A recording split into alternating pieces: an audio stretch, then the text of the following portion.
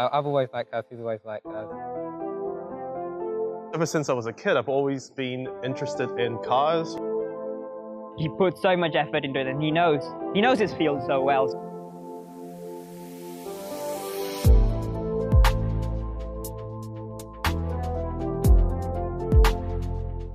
Hello, my name's Saito, and I'm a motor journalist for Jalopnik and Drive Life. I originally came here on a one-year university exchange at Waseda, and that's when I discovered the car culture and the love of cars here in Japan. That's what made me fall in love with it. So I came back here after graduating university. I wouldn't describe it as work.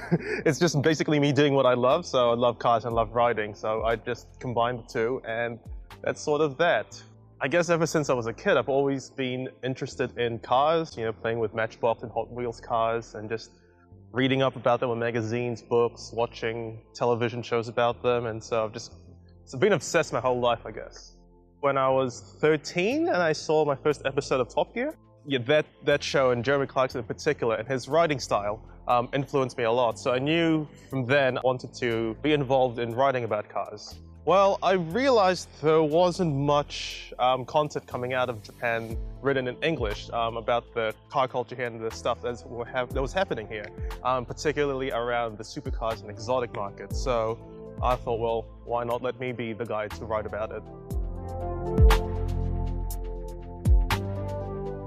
I met Ken first time at Daikayama Car Meet in Tokyo, and well, I'd actually read about the meet from one of his articles, and then I ended up going there and I met him and got to know him.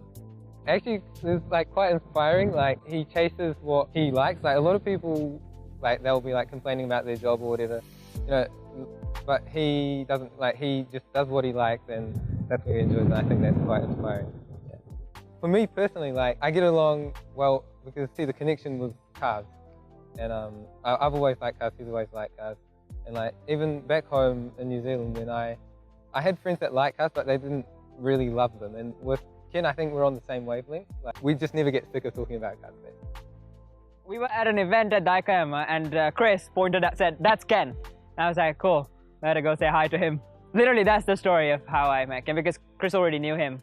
First of all, I think for me, it's the dedication. He's amazing at what he does, but he's really dedicated to his work. He spends, I think, 99% of his life doing this stuff. It's not work for him, it's just what he loves and passionate about. It's just because for a lot of people, you see what he does, driving all these amazing cars and get invited to these amazing events.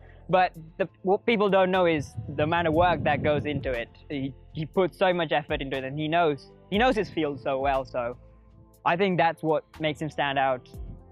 So the car I'm currently sat on is a McLaren 720S. It's McLaren's latest supercar. To compete against stuff like Ferrari 488, Lamborghinis, stuff like that. It's a do-it-all sort of supercar. You can daily drive it, you can take it to the racetrack, it does everything. Hopefully in the future I see myself doing basically what I'm doing now, just continuing writing about cars, sharing my experiences with other people, involving cars, stuff like that. My biggest challenge personally here in Japan is communication and integrating with the Japanese media. So I do get treated like a foreigner a lot. Some manufacturers exclude me because I don't write for Japanese media.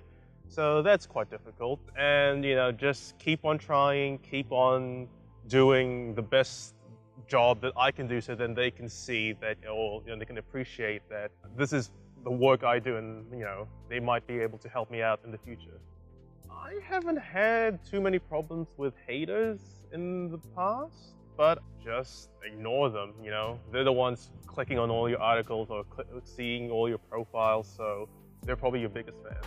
Number one advice I can give to someone wanting to aspire to do this: get exposure. Just get yourself out there. Get your photography, your writing, your videography, whatever it is you want to do. Just get it out there for people to see. And you never know what will happen.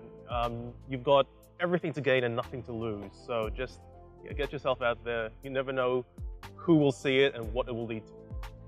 And that's it for now. See you guys in the next article, or maybe a YouTube video.